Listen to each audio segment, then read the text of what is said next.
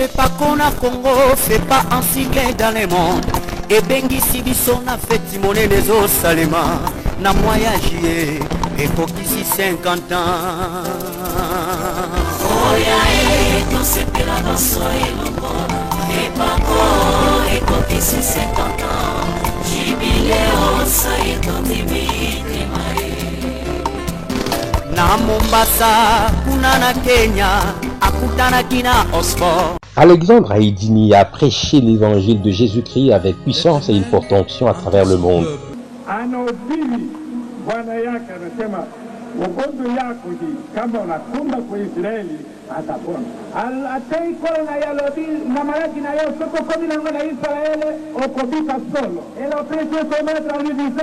Quand on a dit si une fois tu arrives en Israël, tu seras guéri. On fait si kukweta atakomea. Et Zalina prophète kuna na mboka na biso akobonja pona hiyo. Il y a un prophète dans notre pays, s'il prie pour toi, tu seras guéri. Utapona. Ukopika, tu seras guéri. Sasa injili unasipata habari hii. Kusema kuja na ugonjwa yako atakuombea. Unapata habari hii.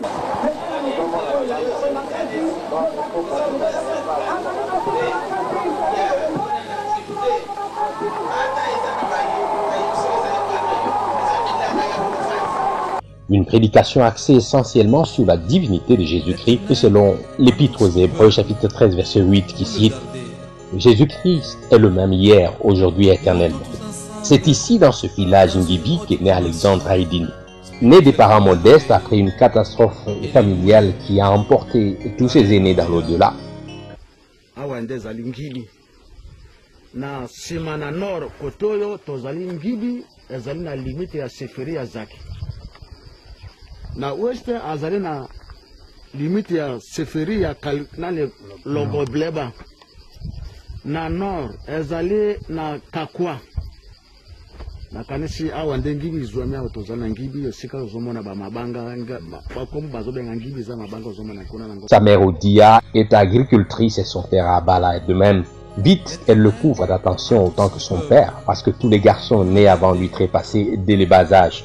En effet, raconte-t-il, à sa naissance, tous les anciens du village s'assemblèrent afin de lui trouver une arme efficace contre la mort, mais consacrée à un serment au rite purement païen. Ils appliquèrent chacun une pièce de monnaie d'1 franc sur mon corps à leur bébé. Le kaolin mêlé à l'huile de palme me fit appliquer aux cheveux, comme l'exigeait la tradition. Le tout cimenté par une prière simple faite à Dieu. Vous avez pris tous les enfants, celui-ci nous le mettons entre vos mains. Accordez-lui la vie dans ta bonté. C'est à cette occasion que le nom d'Haïdini lui fut donné, nom traduit par Dieu merci. Haïdini Abala a gardé sa chevelure pendant 15 ans sans la couper. Et au terme de cette période, estimant que les craintes de la mort étaient balayées, les anciens du clan se réunirent à nouveau cette fois-ci pour le coiffer et l'introduire à la vie courante. Haïdini quittait ainsi la prison de la tradition. Désormais, les portes de l'école s'ouvraient devant lui. Il s'agit de l'école protestante d'Ilan The African Mission, AIM en sigle français, à Adia, dans la zone d'Aru. Admis à l'instruction au bout de 15 ans en 1942, un livre lui est remis, comme à tous les élèves, pour la lecture quotidienne. Il s'agit d'une portion de la Bible, fait assez normal dans la mesure où la religion représentait un enjeu pour les missionnaires protestants. Très vite, il sera frappé comme par un marteau par une citation de Marc chapitre 16, versets 15 à 18 qui dit « Sont comme la montagne de Sion et ne chancellent point. » Je m'efforçais de comprendre de quelle langue est-il question dans cette promesse, pourquoi les pères protestants n'imposaient pas les mains aux malades pour leur guérison, autant d'interrogations qui le harcelaient nuit et jour, et ses efforts pour en obtenir la satisfaction restaient vains. Comme réponse, les supérieurs de l'école lui disaient que la nouvelle langue, c'est l'anglais qu'il apprendra dans les classes montantes. Pour ce qui concerne les miracles qui doivent accompagner ceux qui croient, on lui dit que cette période où ce genre de signes s'accomplissait est déjà révolue, que c'était la période des premiers disciples de Jésus après sa résurrection. Ces arguments ne le convainquirent pas. Aïdini restait obsédé par l'idée que ces paroles de Jésus doivent plutôt continuer à s'accomplir.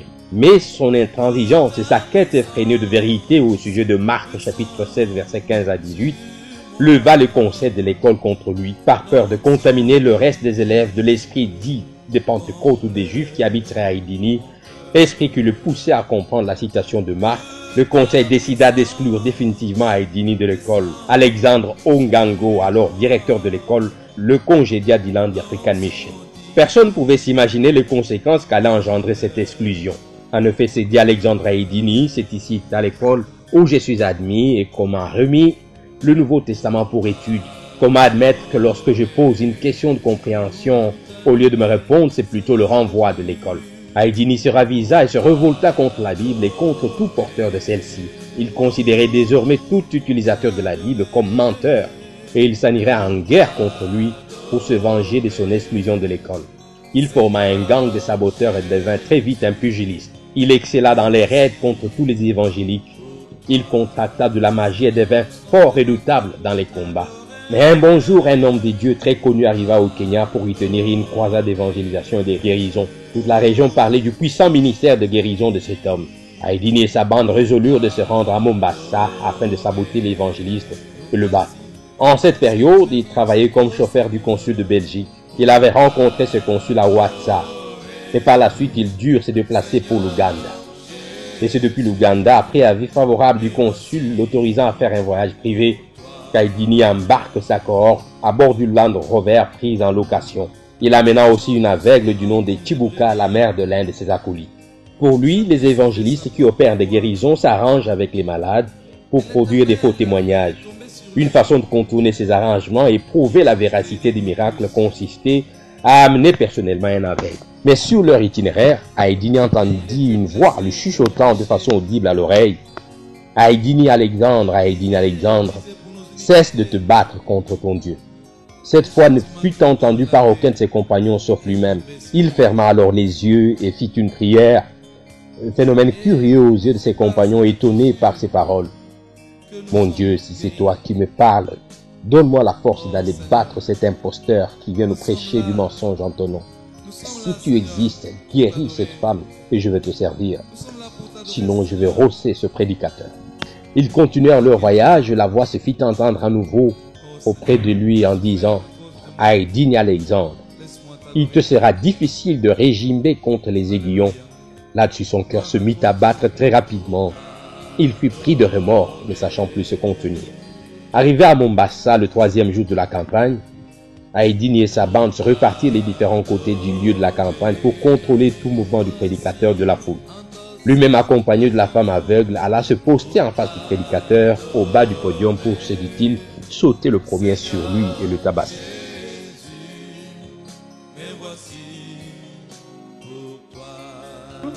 And he wants to forgive you. And he wants to heal you. And he wants to bless you. Right now, while I am talking to you.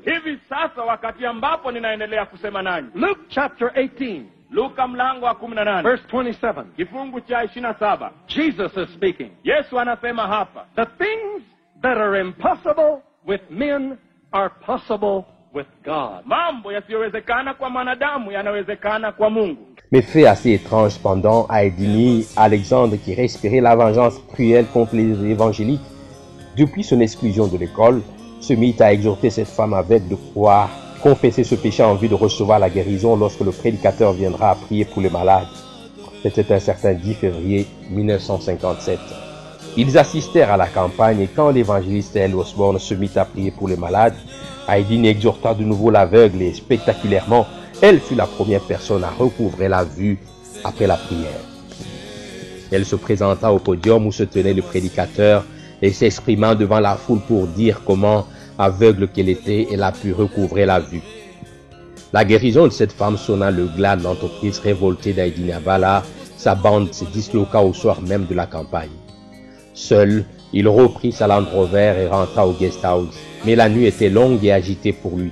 Un peu comme le roi Assyrus dans l'affaire de Mardochée, Haïdini ne ferma pas l'œil cette nuit-là. Il fonda en larmes et de remords l'étouffaient au regard de tout le mal qu'il avait porté aux évangéliques.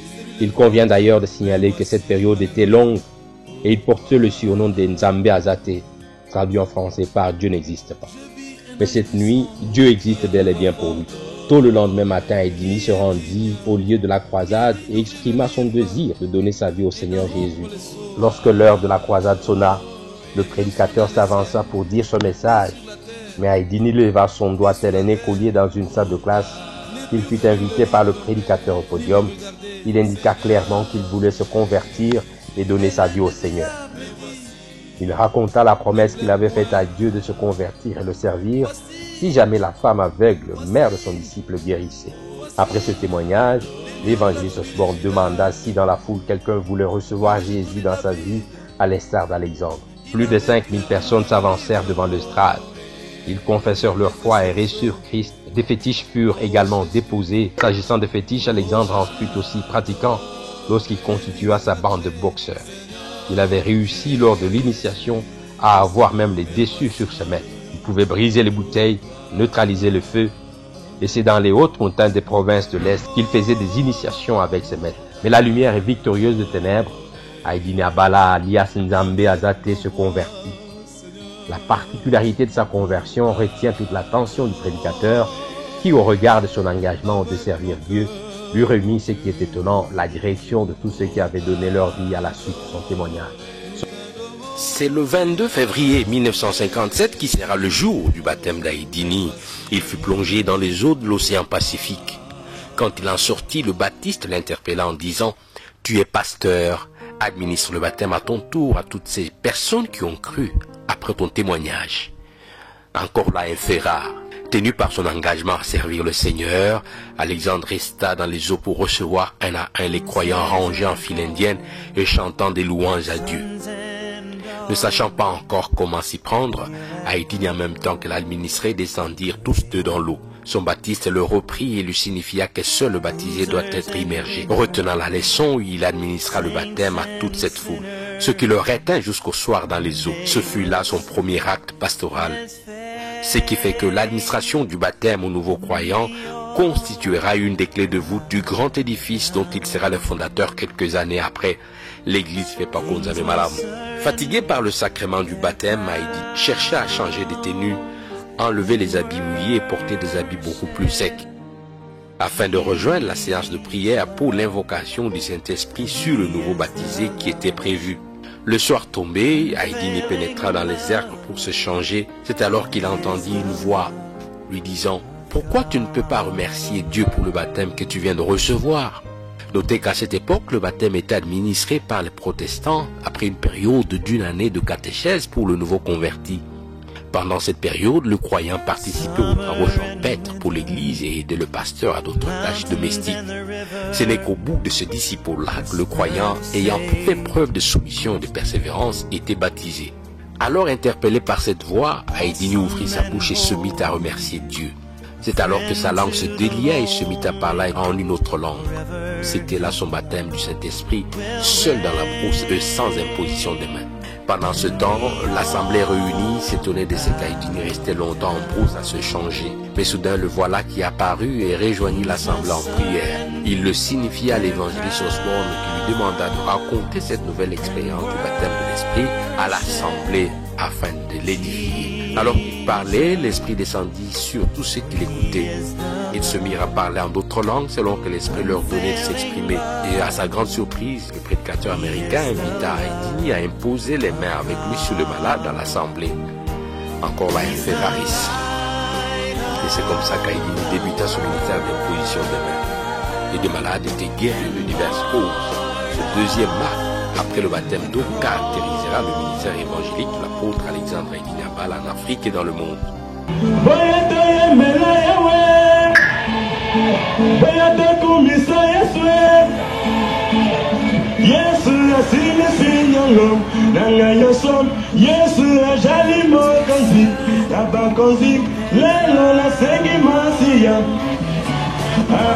Tout semblait bien aller pour ce nouveau converti et pasteur jusqu'au moment où son patron, Van Dolmer, qui lui avait permis d'effectuer les déplacements de Mombasa, commença à s'impatienter.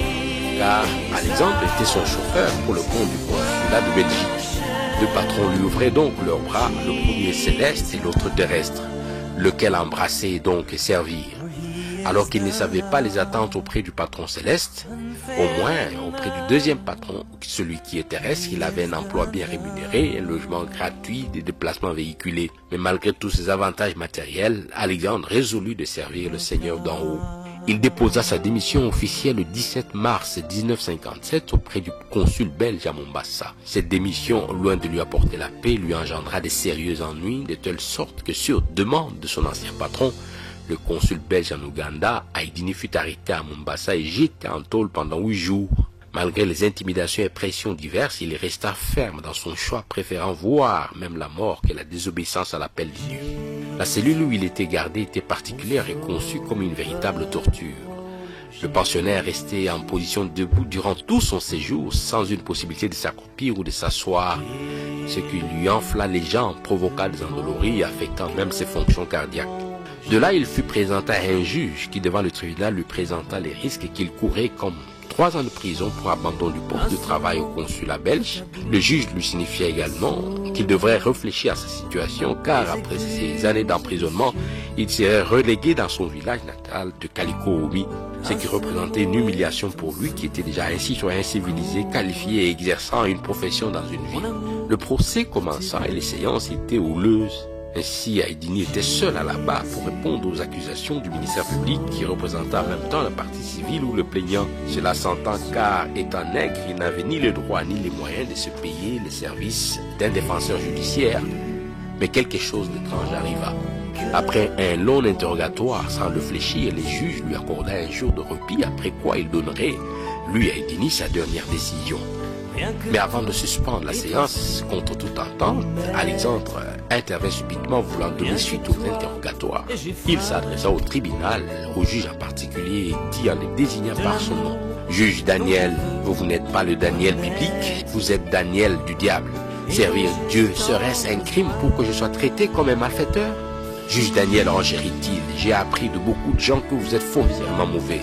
Voici en ce jour mon tour de subir votre injustice. Car un jour, votre tribunal devait se prononcer sur une affaire d'adultère opposant d'une part un homme à sa femme et d'autre part l'homme ayant commis le délit d'adultère avec la femme de cet homme. Juge Daniel, vous avez trouvé bon d'acquitter cet homme incriminé et d'arrêter le plaignant. À ces paroles, l'assistance resta silencieuse. Les juges et ses magistrats s'étoisèrent du regard sans dire mot. Cette défense d'Aïdini fut comme un coup de poignard en plein cœur de M. Daniel qui, ému de compassion, tira son mouchoir de la poche et épongea la sueur qui coulait sur son front. Rassemblant tout son courage, ce juge Daniel le questionna sur le couple de la période où ces faits qu'il venait de rapporter ont eu lieu. Alexandre répondit que le pouls n'est rien d'autre que c'est Jésus que vous êtes en train de combattre et la femme c'est bien moi, Aïdini, que vous voulez confier à un autre homme. À ce moment, le bureau se retira pour délibérer et le verdict ne tarda pas. Aïdini fut relâché avec interdiction formelle d'exercer une autre activité professionnelle autre que celle de pasteur, et ce durant toute sa vie. Après cela, sur instigation du consul belge en Ouganda, non satisfait du verdict, le gouvernement kenyan somma Aïdini de quitter le pays et regagner le Congo. Il partit du Kenya en 1958 à destination du Congo belge. Il traversa Ishasha jusqu'à Rutshuru et décida de joindre Bukavu via Goma. Pour y parvenir, il devait emprunter une vedette et au cours de cette traversée mouvementée sur le lac Kivu, un événement malheureux survint. Une vieille femme malade venait de mourir. Les membres de l'équipage, voulant se débarrasser du cadavre, décidèrent de le jeter dans l'eau du lac, estimant que cette dame serait morte d'une maladie contagieuse. Ayant perçu cette nouvelle, Aïdini exprima son indignation de voir jeter le corps dans le lac. Il demanda de voir ses corps. Et quand il fut en présence de celui-ci, inanimé il l'était, il pria le Seigneur de réveiller cette pauvre femme. À l'instant même, cette femme revint à la vie, elle ouvrit les yeux et s'assit. Cette situation bouleversa les voyageurs et le commandant transmit directement la nouvelle par phonie aux autorités administratives de Bukavu. À l'arrivée de l'embarcation au port de Bukavu, une équipe de la police attendait avec escorte Aïdini tel un chef de gang à acheminer droit à la prison sans procès préalable. La rumeur disait que Simon Kimbangu était ressuscité. Il en était étonné car n'ayant jamais entendu parler de ces Congolais du Congo central. Les procès de prisonniers étaient publics à Bukavu, mais Edini fut convoqué devant un tribunal devant siéger dans l'enceinte même de la prison. Les juges et autres personnalités venaient l'entendre la nuit, cherchant à savoir par quel pouvoir il avait opéré cette résurrection et qui était-il pour faire un tel miracle. Il ne cessa de leur répéter que ce n'était pas lui, mais plutôt Dieu qui avait ressuscité cette femme au nom de Jésus. Au bout de 3 jours de séquestration, Aïdini voulut savoir qui était son accusateur. On lui signifia que c'était l'évêque de Bukavu, Jalou Dubira. Ce même évêque vint au cours de l'un des interrogatoires nocturnes et lui posa la question de savoir par quel pouvoir cette femme était revenue à la vie. Aïdini lui cita, comme il avait fait pour les autres, le passage des Saintes Écritures, rassurant la fidélité de Dieu dans ses promesses et à ses saints serviteurs. L'évêque devint tout rouge de colère sur son ordre et on administra 9 coups de fou à Aïdini en sa présence. Il était un farouche adversaire, régnant l'accomplissement des miracles à l'heure actuelle. Ce procès finit par le prononcé de la peine de mort à l'endroit d'Aïdini, sentence et exécutoire au bout de 7 jours. C'était un vendredi. La nuit suivante, l'administrateur principal de la prison, de qui dépendait son sort, vint à lui la nuit avec sa femme malade. Cette femme souffrait d'une perte de sang depuis des années. Elle avait fait la ronde depuis tout en Europe sans guérir. Ils vinrent donc solliciter la prière en cachette, et Aïdini fit la prière, aussitôt la perte de sang s'arrêta. Gloire à Dieu. Le couple s'éclipsa et revint 3 jours plus tard avec des mets délicieux de gastronomie belge pour offrir à l'évangéliste Alexandre. Dans l'entretemps, le délai d'exécution de la sentence de mort contre Aïdini approchait. Plus que 2 jours restés, et l'administrateur dévoila à sa femme le sort qui attendait l'évangéliste. Ce qui provoqua l'onde de choc dans cette femme qui décida de se suicider si on venait à exécuter cette sentence. Devant ce défi lui lancé, l'administrateur principal, M. Scott, rencontra Aïdini et l'interrogea sur ses vraies origines. Quelle ne fut pas sa confusion? Celui-ci lui dit à Aïdini donc qu'il était un sujet belge et il lui tendit un passeport belge obtenu de son ancien patron, le consul belge en Ouganda. Grand étonnement pour ce juge, grand étonnement pour M. Scott. Il résolut donc d'organiser l'évasion d'Aïdini avant le jour fatidique, mais pour quelle destination? Alexandre lui donna donc l'adresse de son frère. À la nuit tombée, on lui remit sa valise et une somme de 2000 francs. Un agent territorial le conduisit à Bujumbura, où il prit un vol Sabena à destination d'Entebbe en Ouganda. De là, il prit un train jusqu'au Kenya. Pendant ce temps, à Bukavu, l'évêque fit un constat amer. La disparition d'Alexandre Aïdini de la prison ce même jour où le supplice l'attendait. Une nouvelle rumeur trouva l'occasion donc de circuler, le faisant passer pour un magicien ayant disparu mystérieusement. De retour au Kenya, donc, l'évangéliste Alexandre s'inscrit à l'école biblique et obtint sa licence. On lui confia la direction d'une paroisse à Kongoya, une localité de Mombasa. Et après un stage en Israël, Alexandre Aïdini devint donc pasteur à Kongoya. 2 ans après son exfiltration de la prison de Bukavu, le Congo belge accéda en 1960 à l'indépendance. Et devant la période trouble qui a émaillé cette accession à l'indépendance, le couple Scott partit de Bukavu en direction du Kenya, empruntant le même itinéraire qu'Alexandre Aïdini 2 ans plus tôt. Et arrivé au Kenya, ils cherchèrent à le rencontrer. Peu de temps après, les missionnaires le recommandèrent pour une formation biblique aux États-Unis. Et comme Dieu ne fait jamais des choses par hasard, c'est ce Scott qui servit d'interprète à Dale Osborne lors de son passage à Kinshasa en 1969 pour la première campagne d'évangélisation. Un jour alors, établi dans un village à la frontière somalo-kenyane, le pasteur Aïdini, prenant son repas du soir, vit 2 personnes toutes essoufflées se présentant devant sa porte et disant « Pasteur, nous venons te chercher afin que tu ailles prier pour notre père qui est très malade. » Il les invita à dîner avec lui, mais ils s'excusèrent, préoccupés qu'ils étaient par l'agonie de leur père. Les ayant fixés du regard, le pasteur lut leur peine et ému de compassion, il arrêta de manger, se lava et partit avec eux. En cours de route, l'un des 2 visiteurs me souffla à l'oreille, dit Alexandre. Pasteur, une pareille maladie ne peut guérir par la prière seulement. Il m'expliquait que leur père a des plaies sur tout le corps. On vous embête pour rien, mais il mourra de toute façon, poursuivit l'un des 2 émissaires. Le pasteur reconnut que ces propos décourageants étaient l'œuvre de l'ennemi. Loin de se décourager, il fut rempli d'une farouche détermination et dit à son interlocuteur « Vos pensées sont celles des hommes et non des dieux. Arrière de moi, Satan incrédule. Vous ne savez pas par quel esprit vous êtes animé. » Ce qui les fit définitivement taire. Et ils continuèrent leur chemin sans échanger un seul mot jusqu'au domicile du malade.